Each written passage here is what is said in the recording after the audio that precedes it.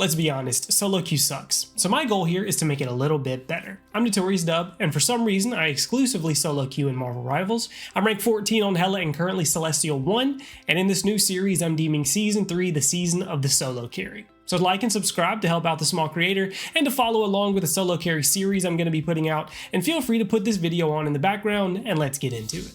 For this cheat sheet, I'm going to break it down into 5 sections, starting with the theory and ending with tangible tips to implement immediately for each section. So first and foremost, I know it sounds cynical, let's go ahead and get this out of the way. Don't expect anything. It's solo queue. You're not all on the same page, your tanks aren't going to take space when you want them to, and your healers aren't going to heal you the second you think you need it, and your duelists aren't going to just get random picks all the time. At least not every game. Sometimes you get carried, and sometimes you just gotta strap in and put your backpack on. And you have 2 options when soloing. You either fill the gaps for your team, or you diff the other team. And if it's one of those games where you're just not diffing, learn to start filling the gaps. Let me simplify it to this. To be successful in Marvel Rivals, space needs to be taken, you need to pick off the other team, and your backline needs to be safe. There's your checklist. If you're losing a game, 99% of the time, one of those things is going wrong. So you, as the person that wants to improve and do better, you need to take the initiative and make that happen. To take space, pretend Marvel Rivals is an extraction shooter. Instead of walking forward, try to walk from cover to cover. Anywhere that you can apply pressure from and have a safe spot to fall back to is considered a power angle. And whenever you're pushing or defending convoy or holding/taking a point on domination, you should be identifying power angles and moving from angle to angle. And voila, you have taken space, as simple as that. As a tank or a melee, you do have the added benefit of being able to take space in the form of just encroaching on the enemy team's squishy backliners. That is also taking space. The closer you are to them, the more unsafe they are, and that's a good thing.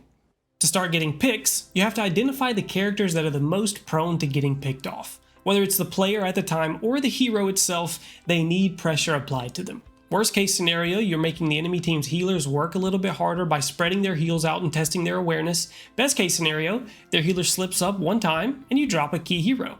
A little cheat code for learning this on your own is to search up Black Panther on Marvel Rivals meta, sort by win rate, and there you have a pretty accurate list of all the heroes that he wins the most against, which are the heroes that are the most easy to pick off, because that's exactly what that hero excels at. And protecting your backline honestly can be a full video on its own, so let me know in the comments if you want a deep dive video on that, but in general, it does rely on either a hero swap or an awareness upgrade. The easy way is there's 6 people on each team. That's 11 people in total, which is kind of a lot to keep track of. But making sure you get eyes on tanks and duelists every time a fight starts is going to upgrade your game so much. If a team fight starts and a tank or duelist is unaccounted for, your backline is in danger. And unless you're in a 6 stack all open mic'd on Discord, you should be literally physically turning around and looking at your healers periodically until everyone on the other team is accounted for. And this applies to every role. Just because you're playing Spider-Man doesn't mean you can't kill the other team's Spider-Man. If your backline is dying quickly and their backline is hard to kill, just swap targets. If you don't do that, you're kind of trolling the game. Let me throw in 2 bonus tips here real quick. 1, practice your aim. I don't care if you're a DPS, healer, or a tank. Aiming better is going to 1, obviously make you hit more shots, but 2, it's also going to make your gameplay just more fluid. You're going to be more comfortable with your mouse/joystick, more precise in your movement, and aim is going to become more and more second nature over time, meaning you actually have more brain power to focus on and interpret the game. I do 250 flyer headshot kills in the range before I play every day, but pick a number that works for you. Anything is okay.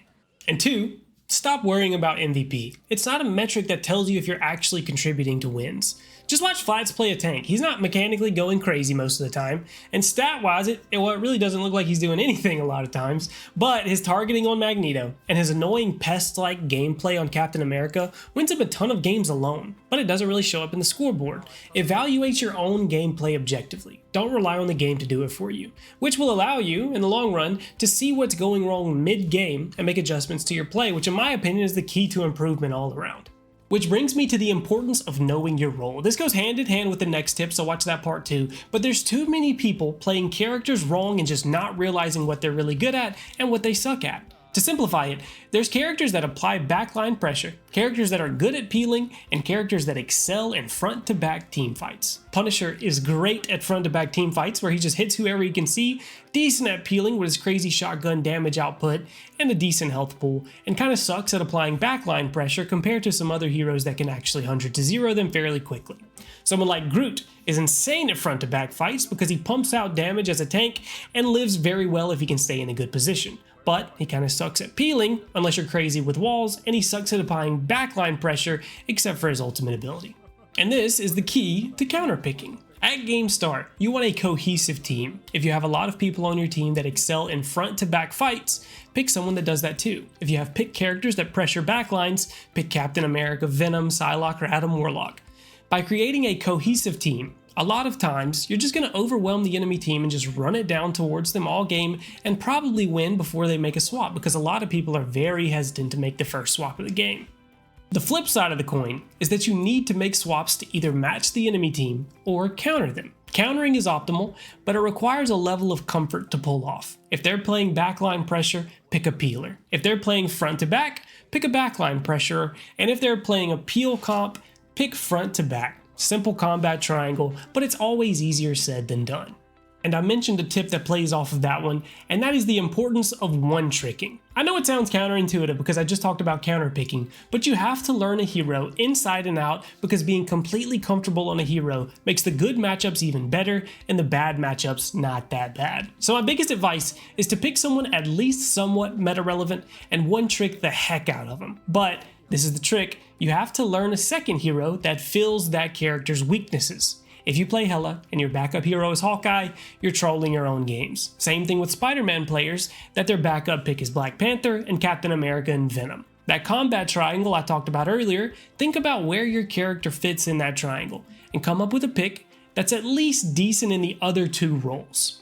For me, I main Hela with about a 61% win rate, and Scarlet Witch is my backup when we have a Strange on the team with a whopping 80% win rate. It was only over like 20 games, but I'll take that off pick any day of the week with that win rate.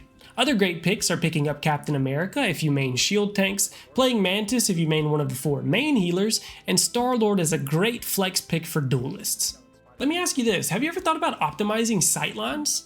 If not, then hear me out. There are 2 sightlines that matter most importantly, no matter what role you play. As a duelist, it's being able to see your target and your healers being able to see you at the same time. As a tank, it's being able to have your healers see you and the enemy duelists not see you at the same time. And as a healer, it's being able to see your tanks and not letting the enemy duelists see you. If the tanks and healers on your team are doing a great job of moving themselves out of the sight line of the other duelists, that forces the other team to move deeper and deeper into dangerous positions to be able to keep doing damage. And that's what truly creates opening for kills. So play walls, duck into cover, jiggle peek, play high ground and poke. Roman gladiator teamfights are fun to just turn your brain off, but you can always optimize it. As a duelist, it's always nice to be able to get your shots off whenever, but if your healers can't really see you, then any chip damage that you take is going to make you turn and run all the way back to get healed, which is going to reduce your overall damage output. Optimizing sightlines is difficult because it's so nuanced, every map is different, but it's something you're going to need to just learn over time, so keep it in your mind and have what your goal is. But in general, find a way to circle around cover a little more to hide from the majority of the enemy team while still having someone in your line of sight to hit, and keeping your healers in a spot to still be able to keep you up.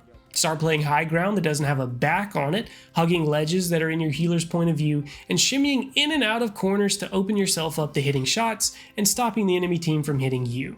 My biggest tip, the key to solo carrying, is do your part. A 55% win rate is incredible, but you know what that means? To win 55% of your games, you still gotta lose 45. You can only control what you can control, which means you also need to learn when to take a back seat. Your teammates don't really suck as bad as we all think they do. They're the rank that they are for a reason. So even if you're losing a game, even if you're doing well really, but not well enough to be winning, be the one that swaps it up. I guarantee your 1-8 Black Panther doesn't go 1-8 every game. So instead of staying on Doctor Strange and Invisible Woman, flaming them, swap to Magneto and give him a shield. Venom and dive with him, or Luna/Ultron and give him some passive healing. A team's only as strong as its weakest link, so support your weakest link when everything else you've tried isn't working. I really can't emphasize enough how important it is to keep the mental up during the game. If you want to flame the life out of your team after the game before voice chat cuts off, that's your prerogative. Obviously I don't condone that, but that's not going to take your win rate, and that's what this video is all about. But flaming your teammates during the game does tank your win rate. So try this instead. Instead of flaming your underperforming teammates, ask them what they need to make their pick work. A lot of times they either tell you or realize that you're not toxic and they're more willing to make a good swap. Best case scenario, they tell you what they need and it actually works. Worst case scenario, they tell you and it still doesn't work and you have more ammo for the aftermatch flaming that they're in for. I guarantee you this gets you more wins than just flaming them. So try it out and let me know what you think. And if you made it this far, you're a real one. Comment W down below and thank you for being here. Like and subscribe for the season of the solo carry, follow me on Twitch, and I'll see you very soon. Later. Peace.